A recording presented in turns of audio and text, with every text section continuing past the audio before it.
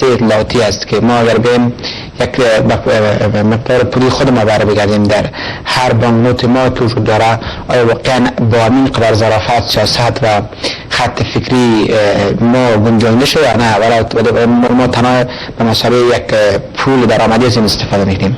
ولی دنیا باورش چیز دیگه است، سیاستش هم خیلی زیرکانه و خیلی محتاطانه است و با این حرکات میتونه که یک سیاست را بر نسل بعدشان به جا بگذاره. منصور صاحب خیلی خوش آمدید به برنامه امروز. سلامت باشید. تشکر.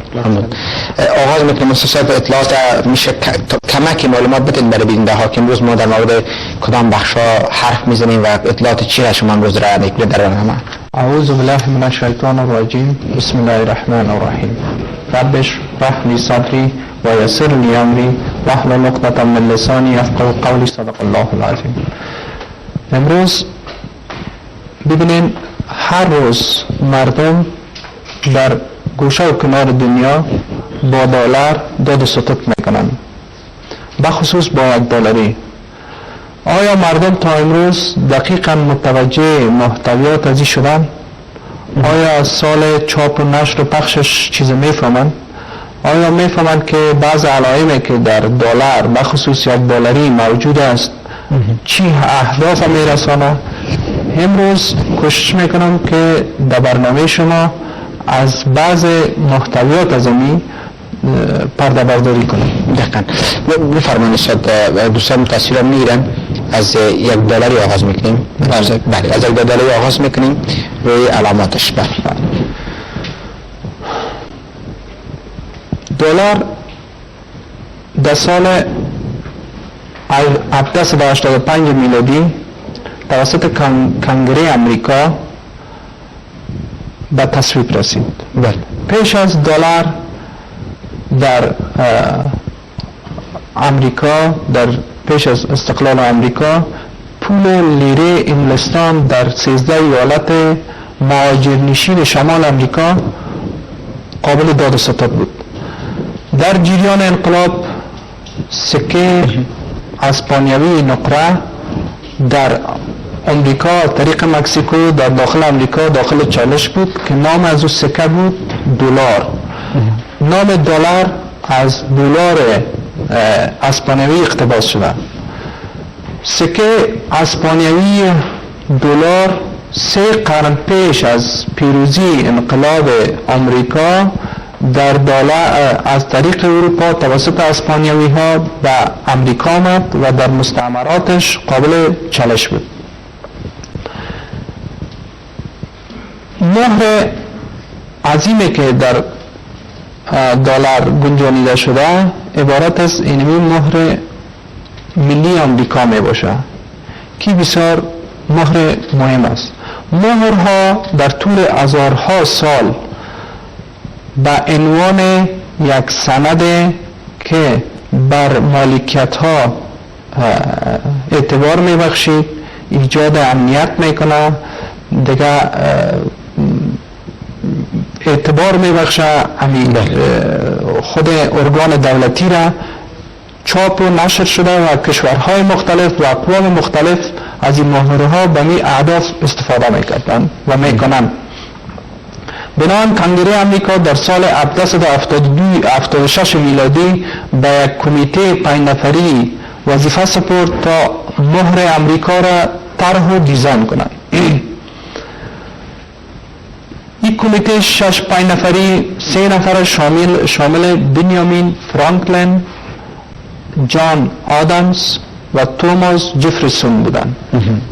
این کمیته با کمک 2 کمیته دیگه مدت 6 سال فقط بالای مهر امریکا کار کردن. ببینید مدت 6 سال بسیار وقت زیاد است. فقط به خاطر یک طرح مهر کار کردن. کسایی که مهر طرح کردن اونا اهدافی که داشتن به خاطر از او اهداف خود که مبارزه کرده بودن و به خاطر از او خون ریخته بودن تمامش کوشش کردن به این مهر خود جایگزین بسازن.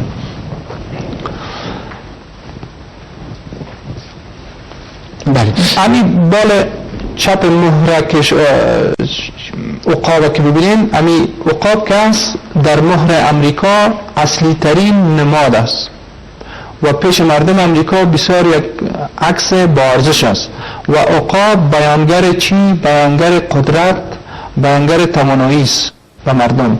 ولی اکثریت معتقد به این هستند که این عقاب همون اقنوس شوم است که برمیگردد به مصر باستان که از میان بحران منتقل میشه و اقنوس به مفهوم احیای مجدد یا تولد مجدد است و اکثریت معتقد هستند که آمریکا در اوایل چون از بین دود، آتش و جنگ منتقل شد، بنابراین عکس عقاب که بیانگر همون اقنوس شوم است این را در دلار خود گنجانیدند.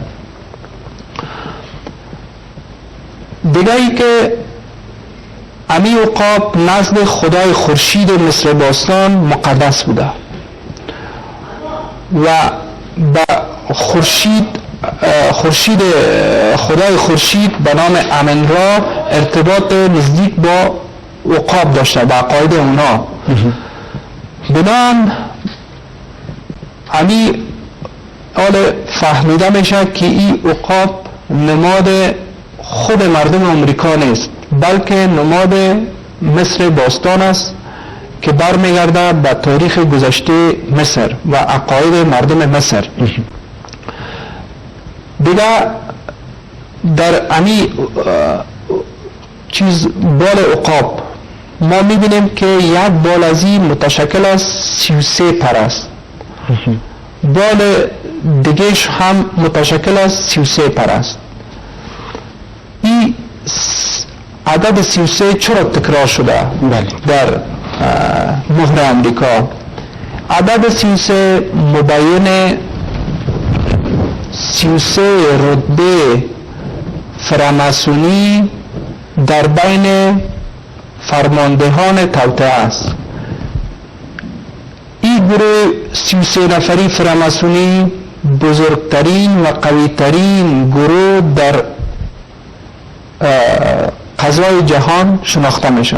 تمام قضایای جهان و تمام موضوعات قضایی جهان توسط از اینا کنترل میشه.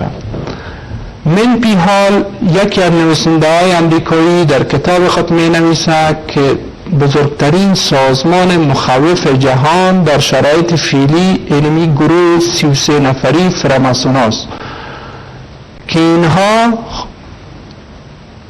اینها رؤسای جمهورهای کشورهای مختلف تعیین و جنگها را و فیصله جنگها را رقم میزنند. دیگه عددی که بسیار تکرار شده در این مهر امریکا عبارت از عدد 13 است. به این عدد 13 بسیار مطالب است. شما ببینید طرف پنجول چپ عقاب 33 برگ زیتون است با 13 برگ زیتون است با 13 دانه خرما که مبین احیا و یا حیات است. در پنجه چپ عقاب 33 دانه تیر که مبین قدرت است، نشان دهنده قدرت. در سینه عقاب 13 خط سفید و سرخ گردانیده شده مانند سپر. در منقار عقاب نوار را میبینید که جملهش اصلا لاتینی است ولی دارای 13 حرف است در منقار عقاب. در بالای سر عقاب شما عکس ستاره 5 پر میبینید که هم از این 13 دانه هستند. به این رقم در احرام مصر که در طرف دیگه مهر امریکا قرار داره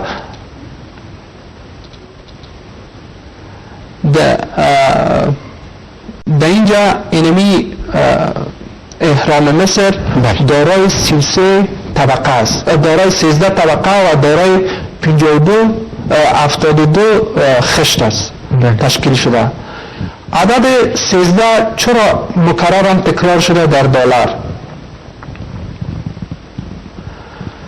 یکی که اینا معتقد به این هستند که عدد 13 نماد تولد دوباره و احیای مجدد است.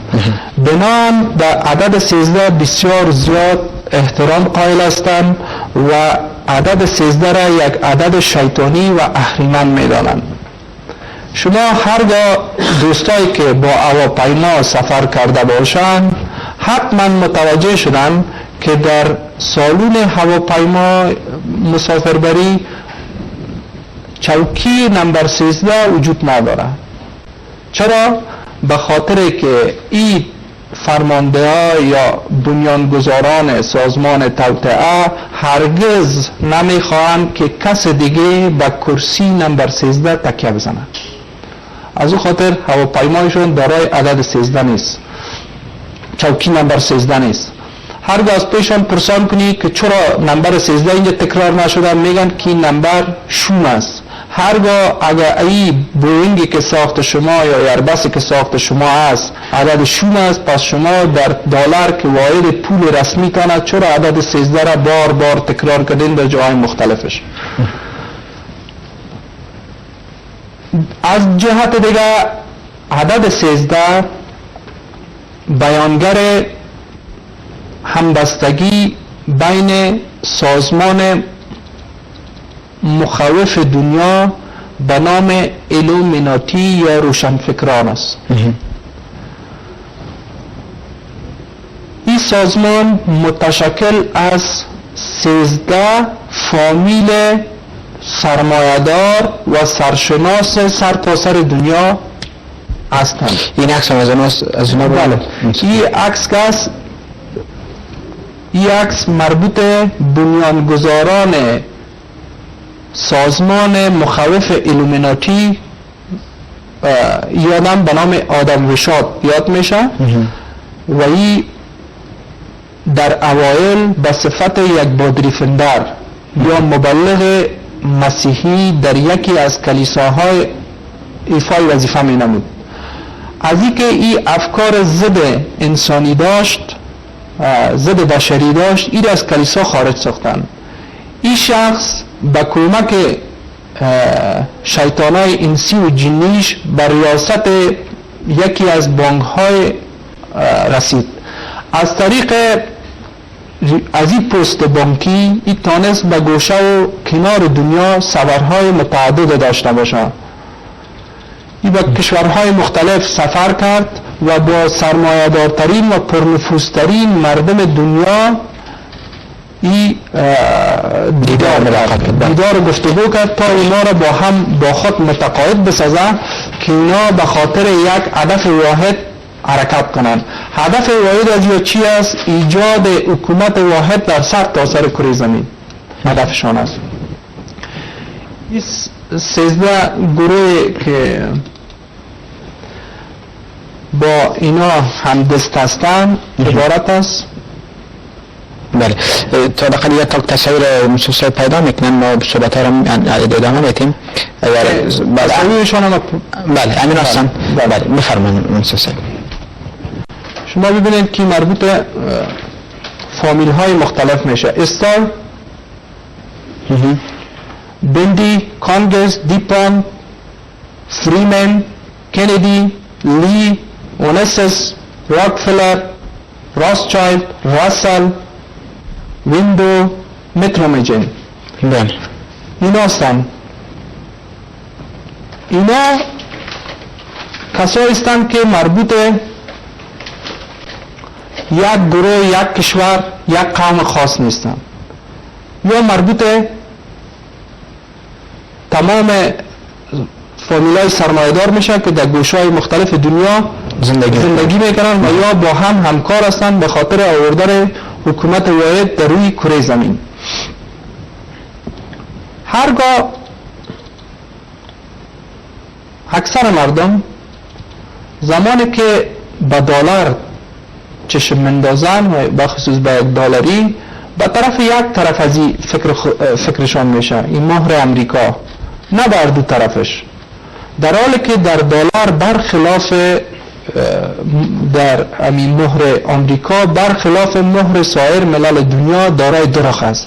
یعنی مانند سکه دارای دو رخ است. یک رخش که اینمی مهر عظیم امریکاست، رخ دیگهش اینمی احرام مصر است. شما میبینید احرام مصر است. حال سوال در اینجا پیدا میشه که چی ارتباط بین امریکا و احرام مصر؟ آیا احرام مصر مربوط قاره امریکا میشه یا مربوط قاره افریقا؟ هرگاه مربوط قاره افریقا میشه، پس در دلار امریکایی چرا جایگزین شده؟ شما هرگاه به پول کاغذی سایر ملل دنیا توجه کنین، در محتویات از او جاهای تاریخی، آثار باستانی خود از کشورها درک میشن، نه ای که از یک کشور دیگر را در اون درک کنن. در حالی که در دلار آمریکایی ما میبینیم که احرام مصر در اینجا گذاشته شده و دیگه ای که لسان رسمی آمریکا انگلیسی است، ولی در دلار این جملاتی که در بالای سر از این نشته شده، در قسمت پایان نشته شده، این کلش به لفظ لاتینی است، یا به لهجه لاتینی یا به لسان لاتین است. پس چی ارتباط است بین امریکا و مصر و امریکا و یونان باستان؟ پس از این بدانین که امریکا و کسایی که بنیانگذار امریکا هستند و بودن و هستند، اینا به فکر احیای دوباره نظام یونان باستان و مصر باستان که عبارت از فرعونیسم بود در روی زمین بودن و هستند. به او خاطر این سمبول ها را در دلار جایگزین ساختند تا افرادی که با اینا ارتباط هستند در سرتاسر دنیا با هم از این طریق تماس داشته باشند. یعنی این میرسانه اشاره که در اینجا موجود است به او، به نفر که همراهشان است، به او میرسانه گپا که چی است. دیگه ای که هرگاه شما به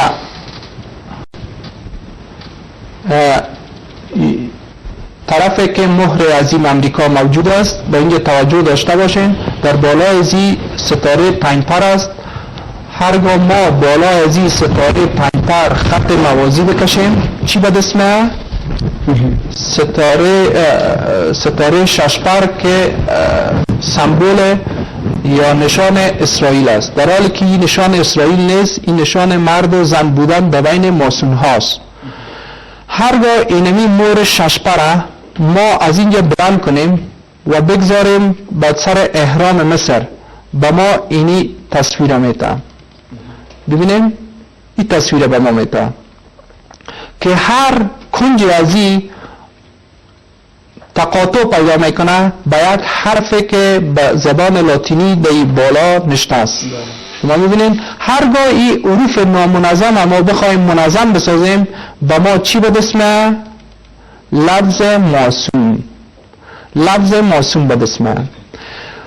حال از اول تا به اینجا من صحبت کردم، بار بار تکرار کردم که ماسون. حالا میخوام که درباره ماسون صحبت های داشته باشم. فری ماسون.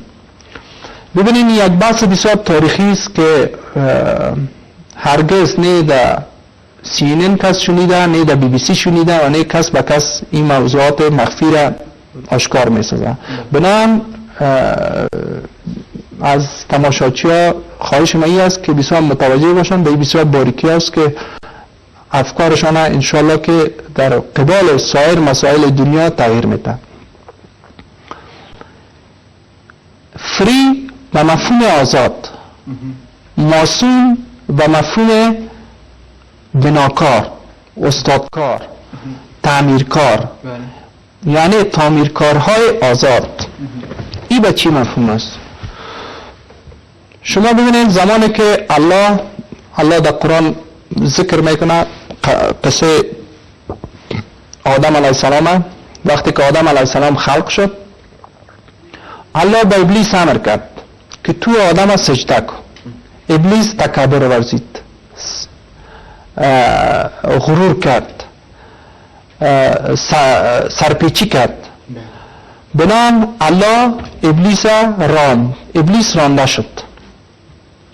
زمانی که ابلیس رانده شد، ابلیس از الله یک تقاضا کرد، گفت خیلی مرا مهلت بده، مرا به این مهلت بده که بنده‌ای که تو مرا گفتی که باید ما سجده کنم و ما به سبب ازیا ما رانده شدم، امرت را بر جای نکردم، مرا مهلت بده که ما اینا را گمراه بسازم. الله گفت تو از جمله مهلت داده هستی. از اون روز تا به امروز دو جبهه در روی زمین ایجاد شدن. از اون روز تا به امروز یکی جبهه الله پرستا و دیگر جبهه شیطان پرستا. شما در طول تاریخ بشریت شما مطالعه کنین، همیشه درگیری تصادم بین از این دو جبهه بوده و است و تا روز قیامت ادامه خواهد داشت، تا روز که رستاخیز چی شود، اعلان شود. رفته این درگیری‌ها تا زمان کی رسید؟ تا زمان حضرت سلیمان علیه السلام. الله در قرآن میگه ما به سلیمان علیه السلام یک اقتدار بسیار بزرگ دادیم، یک قدرت بسیار وافر دادیم، یک پادشاهی عظیم دادیم که در نزد سلیمان علیه السلام الله کی را هم شیاطین، هم جنیات، هم حیوانات و پرنده ها را کلش در خدمت حضرت سلیمان علیه السلام قرار داده بود و حضرت سلیمان علیه السلام به زبان همه از اینا میفهمید.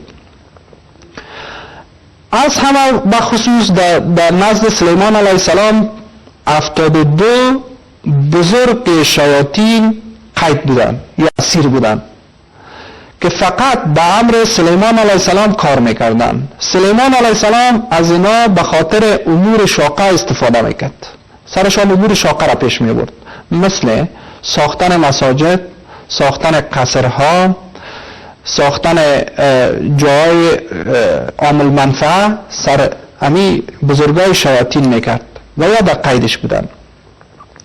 با اینا علم ساخت و ساز و تعمیرکاری را داده شد تا اینا کار پیش ببرن یا به حد در کار خود ماهر بودن. زمانی که ملکه بلقیس سلیمان علیه السلام میخواه میگه بیا داخل قصرم شو، ملکه بلقیس میخواه که داخل قصر شوه، وقتی که پیش از این که به قصر برسه فکر میکنه که در زیر پایش نهر آب جاری است.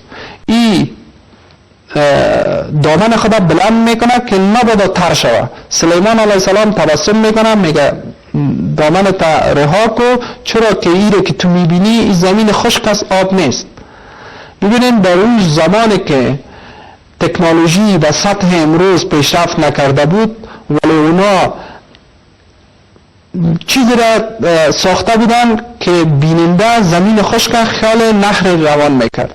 به یه حد در مسلک خود یا پیش رفته بودن این طبقه جنیات، شیاطین. در همین زمان همیش ماسونها، همیش شیاطین با انسانها ارتباط نزدیک برقرار میکنن و در بین انسانها یا چی سحر جادو را طرح و دیزاین میکنن. سحر جادو مردم میآموزانن. سلیمان علیه السلام الله در قرآن میگه کنار مردم منع میکنه که شما از اینا سحرگری و جادوگری رو یاد نگیرین، ولی مردم رجوع میکنن برشان، تا ای که الله توسط هاروت و ماروت مردم سخت امتحان میکنه، هاروت و ماروت نه، و اینا را میگن که شما از اینا سحر جادو رو یاد نگیرین. ولی یک تعداد هستن که سحر جادو رو یاد میگیرن و گرویده شیطان ها میشن، ان جنیاتی که در قید حضرت سلیمان بود. تا وقتی اینا در قید هستن که سلیمان علیه السلام حیات داشت. امی که سلیمان علیه السلام وفات کرد، اینا آزاد شدن. تعمیرکارای آزاد، فری میسون تعمیرکار آزاد، فری، اینا آزاد شدن. بعد از که آزاد شدن یا همیشه در روی زمین دنبال کی بودن؟ دنبال یک گروه از مردم بودن تا با اینا همکار شوه، همدست شوه و اهداف از را در روی زمین تطبیق کنه. این مسائل در طول تاریخ چیزای دوره‌های متعدد در بر گرفت. گاهی اونا ضعیف بودن، مسلمانان، مومنین، قوی بودن، گاهی مؤمنین ضعیف بودن، اولا حاکم بودن، تا جای این جریان پیش رفت. در وقت صلاح الدین ایوبی تانست که امی قلعه‌های یا مناطقی که تحت تصرف صلیبیون بود یا را پشت پیهم تسخیر کنه و امی قلعه‌ها و یا قصرهایی که ماسون‌ها به صلیبیون اعمار کرده بودند به خاطر از اینکه اونا قدرت وافر در روی زمین داشته باشند، همیشه صلاح الدین ایوبی فتح کرد تا بالاخره به بیت المقدس رسید. زمانی که بیت المقدس فتح کرد، بعد از جنگ‌های صلیبی شدت گرفت. صلیبیون به نام‌های مختلف، با سازمان‌های مختلف و به اشکال مختلف بالای سرزمین‌های اسلامی حمله آور شدند با تمام نیرو و توان تا پس بیت المقدس اشغال کنند. هر بار که بالای نیروهای صلاح الدین ایوبی حمله کردن، اینا به شکست مواجه شدند. شکست خوردن، عقب نشینی کردن، شکست خوردن، عقب نشینی کردن. در این بین یک گروه از صلیبیون که به نام شاهزاده های سلحشور بود در بین اروپا بسیار مشهور شدند. شاهزاده های سلحشور و گپ از اونا در بین مردم بسیار نفوذ داشت. اینا با وجود از اینکه از پیش صلاح الدین ایوبی شکست مکرر خوردن، چی کردن؟ با گروه از انسان‌هایی که اونها منحرف بودن و تعالیم شیطانی و سحر و جادو را میفهمیدن که از اونها معرفی شدن در امی بحران. اما از اونها که معرفی شدن، اینا چی کردن؟ بر زینا تعلیم سحر و جادو را مختاندن، اینا را منحرف ساختن، اینا را الحادی ساختن. این شهسوارا یا شاهزاده های سلحشور وقتی که سحر جادو یا از این منحرفین یاد گرفتن، از این ماسون ها، از این شیاطین انسی یاد گرفتن، کجا رفتن؟ پس دوباره به مرکز خود که پاریس بود، فرانسه بود، به اونجا برگشتن. در اونجا که برگشتن در بین مردم امی دعوت تبلیغ منحرف ماسونی را ادامه دادن. شاه و کلیسا از این جریان خبر شد. وقتی که خبر شد چی کردن؟ گفتن که ما میخواهیم که امی افراد هرگاه امی قسم دعوتشان ادامه پیدا کنه، پس چی میشه؟ اقتدار ما زیر سوال میره. بنام به دستگیری از اینا اقدام کردن، تعداد را دستگیر کردن و اعدام نمودن و تعداد از این ماسون ها فرار کردن، به انگلستان رفتن، از انگلستان اسکاتلند رفتن و در اسکاتلند اولین لژ ماسونی را یا معبد شیطان پرستی را اعمار کردن. بس ادامه میتیم، وقفه داریم، بس وقفه کوتاه ادامه بحث ما ادامه خواهد داشت.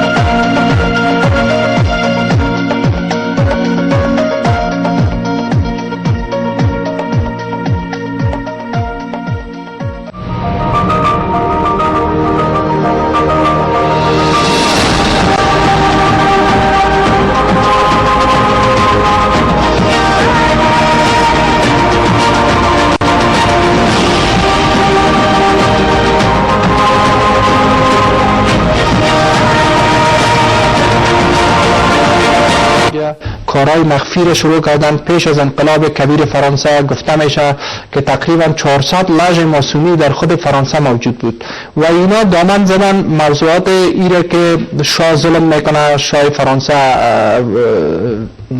حق مردم میخوره، تا مردم بر علیه رژیم فرانسه شوراندن و اینا رهبری انقلاب فرانسه را به دوش گرفتن. با مبارزه چند ساله تانستن که شاه فرانسه را معزول بسازن و انقلاب کبیر فرانسه را به تاریخ ثبت کنن. بعد از او به دنبال از او نظام‌های شاهی دیگه که در کشورهای مختلف اروپایی حاکم بود، اونا را آهسته آهسته از ناکام ساختن و وارم قدرت اقتدار از پیشان گرفتن، نظام جمهوری را اعلان کردن و شعارشان چی شد؟ دموکراسی. دموکراسی را اعلان کردن و مردم ها گفتن که نه شاه است و نه کلیسا است و نه خدا است و نه هیچ چیز نیست، اینمی زندگی الهادی است که ما شما هستیم و همه تو تولد شدیم و همه تو مرگ نصیب ما میشه، پس اینمی قسم دنیای الهادی را پیش ببریم و دور از الله و روز رستاخیز. اکثر مردم به اینا معتقد شدن، اکثرا که دیدن که بسیار ظلم است از اینا دوباره روی گشتاندن و یا به حد در اروپا ظلم کردن که در زندان باستیل فرانسه گفته میشه که خون لخته شده تا به زانوی انسان ها می رسید، به حد ظلم کردن. بعد از این که اقتدار خدا وسعت بخشیدن در اروپا، تمام سرمایه های مادی اروپا را در اختیار خود گرفتن. در اواخر سال 1700 میلادی اینا رخ کردن به کجا؟ از طرف امریکا. با امریکا رفتن، یک تعدادشان در اونجا لش‌های ساختن، جای مخفی ساختن که مردم دعوت میکردن به دین انحرافی شیطان پرستی.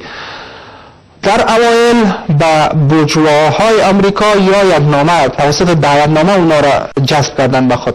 وقتی که بورژواها آمدن که از اینا صحبت کردن، فهمیدم که ما با کمک از او زودتر به سرمایه میتونستیم، بنان به او علاقه گرفتن و یک تعداد از مردم دیگه که قدرت داشتن، توان داشتن ولی از جنگ ها ناامید شده بودن و در جنگ ها شکست خورده بودن از بریتانیا، بنان اونا با یا همصدا و هم فکر شدن. رهبری جنگ های انقلاب امریکا به دوش 33 جنرال ماسونی بود که اینا رهبری میکردن جنگ امریکا را. جنگ امریکا رهبری شد بالاخره در سال 1776 میلادی، تانستن که استقلال امریکا را از بریتانیای کبیر بگیرن و ماسون ها در بین خود بزرگترین شخص خدا که درجه 33 در فراماسونی داشت و بلندترین رتبه است، استاد اعظم است، جورج واشنگتن را به عنوان اولین رئیس جمهور آمریکا تعیین کردند. جورج واشنگتن استاد فراماسونی دارای رتبه 33. این آدم لباس ماسونی می پوشید، پیشبند ماسونی می پوشید، پیشبند ماسون هاست که در پیشبند ماسونی از این چشم جهانگیر به طور آشکار دستدوزی شده بود و این عکس های از این در موزیم آمریکا مجسمه جورج واشنگتن موجود است، در قصر سفید موجود است که جورج واشنگتن با لباس ماسونی و پیشبند ماسونی در اونجا آشکار میشه. این جورج واشنگتن یا شیطان بزرگ، بز بوفونت، اینجا عکسش دیده میشه، امو شکل که او دستای خدا گرفته، این جن بزرگ شیطان پرست است، این را عبادت میکنن شیطان پرستا. و یا جورج واشنگتن یا لژ ماسونی، کل از یا پیشبندای ماسونی میپوشن.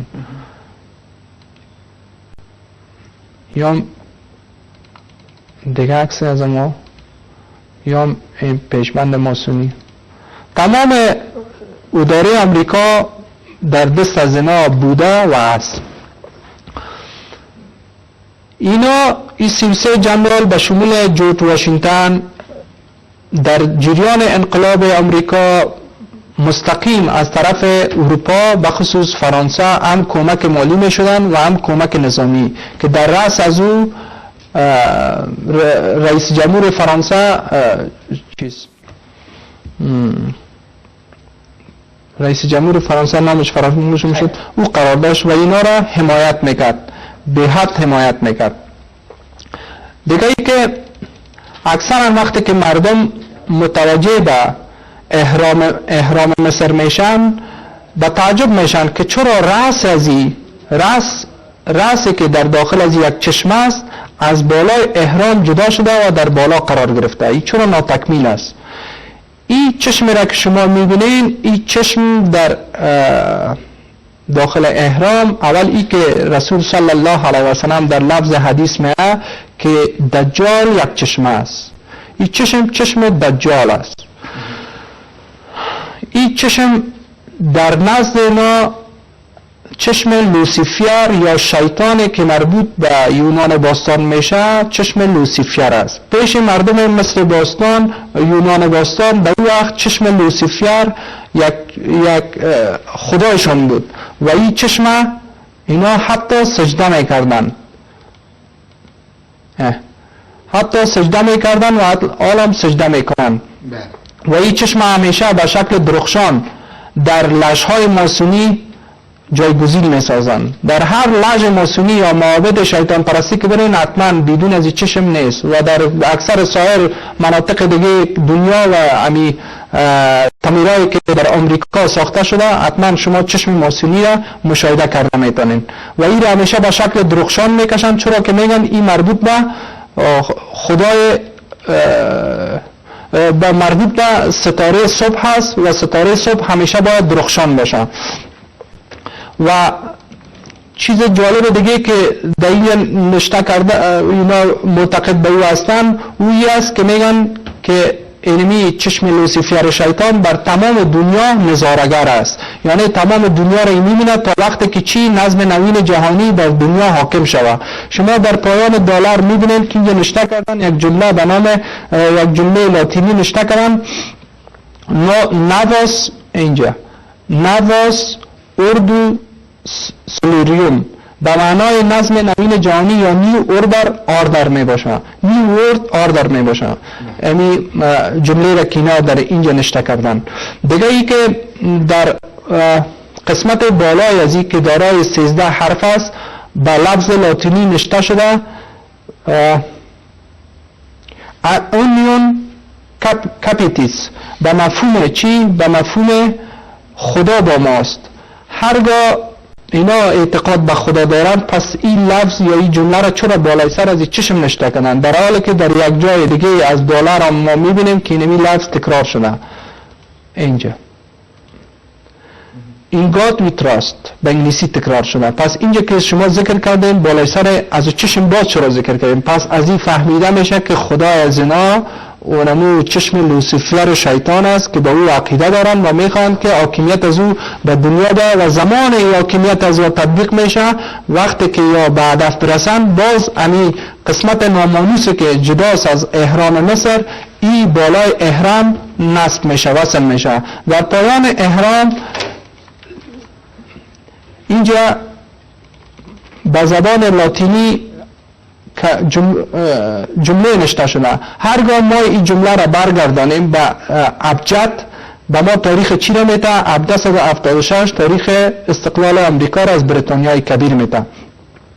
به می رقم هرگاه ما در پشت روی دالر را نگاه کنیم، قسمت روی دالر را نگاه کنیم، در اینجا بعضی چیزهایی است که اینا گذاشتن مثل مهره که مربوط به چیز میشه وزارت دارایی امریکا میشه. باز در اینجا اگر ما این مهر سرچپه بسازیم این باز پیشبند ماسونی است و یا شکل امو پیشبند است که در اینجا مانده و این دارای 13 ستاره است و این بیانگر مرد بودن نشان میده. چیز جالبه که نباید فراموش کنیم.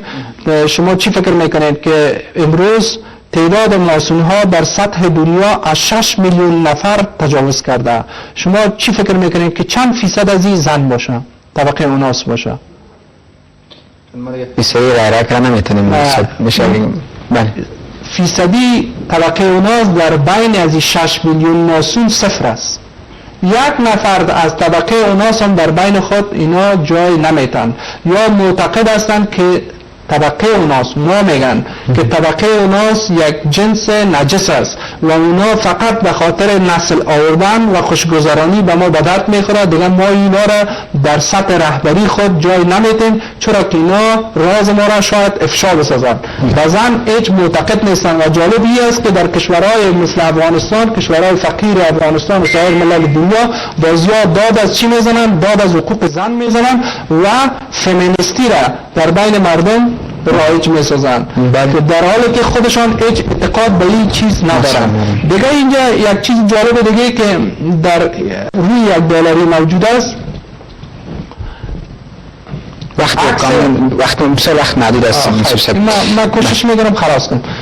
دمی قسمت $1 شما میبینید که عکس یک بوم گذاشتن. بوم بسیار به مشکل دیده میشه. یک عکس بوم. این بوم چرا پیش از یا مقدس است؟ بوم به این خاطر مقدس است که وقتی که انسان ها خم میشن، ما شما استراحت میکنیم از طرف شب، بوم بیدار میشه.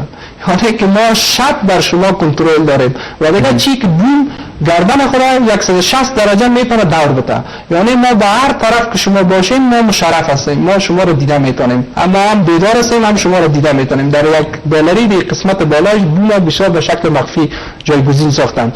و جالب دیگه ای است که این احرام مصر شما میبینید که بس به چند طبقه تقسیم کردن. در بالا عکس لوسیفر شیطان فراماسونی و این تقسیم شده تا به آخر. این قسمت آخرش که شما میبینید، قسمت آخرش اگر خوب واضح تر معلوم شد، اینجا عکس گوسفندها را ماندن. گوسفندها اینا را به ما شما ماندن که ما مردم عام به نظر از یا گوسفند میم.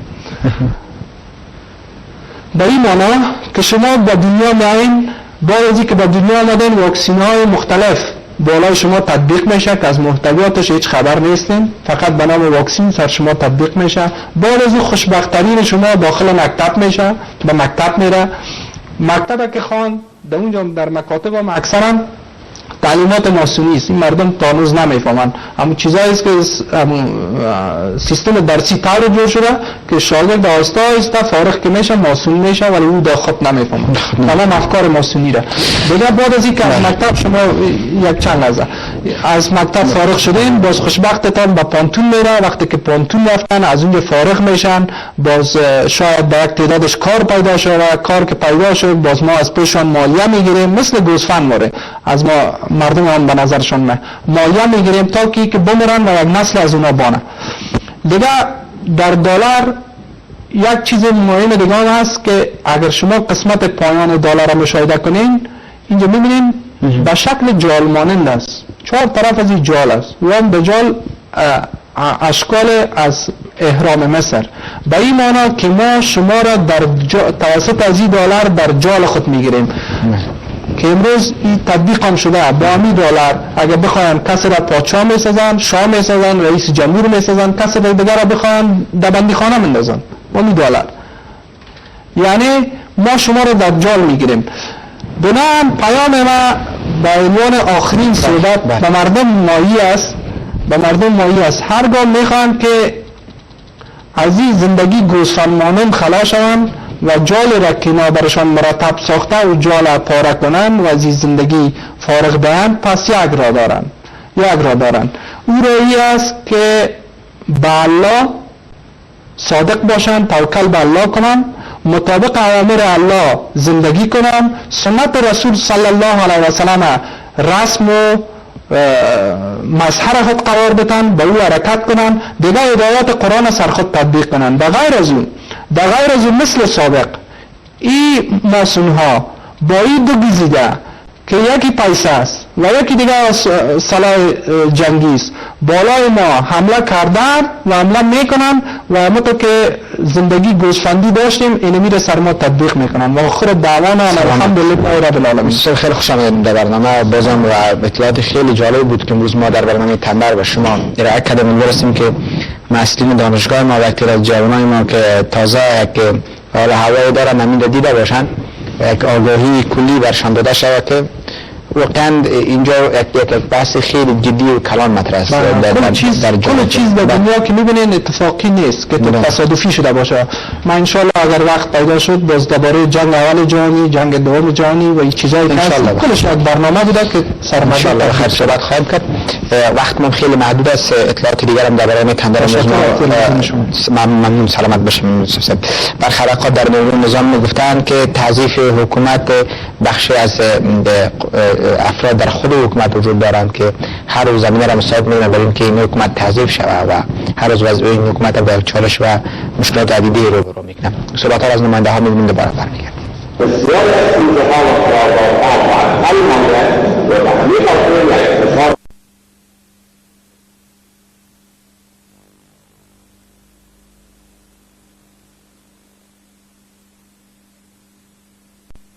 به چند طراحی شدن. تمامی حملات به طرف نواحی آسیب پذیر صورت انجام میشه. اگر هر کدوم از این ضربات به جای مناسب بخورن، دشمن شما فقط زمین نمیخوره بلکه احتمالاً میمیره.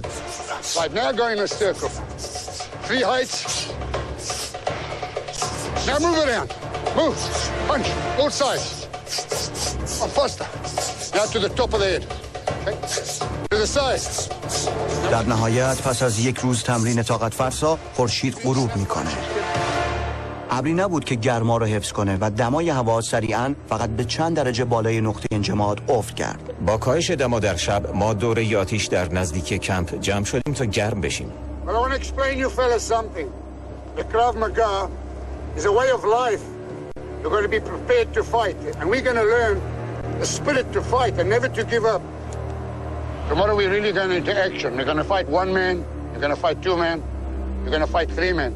You're going to feel the punches. You're going to give punches. انگار آموزش ما تازه داره شروع میشه.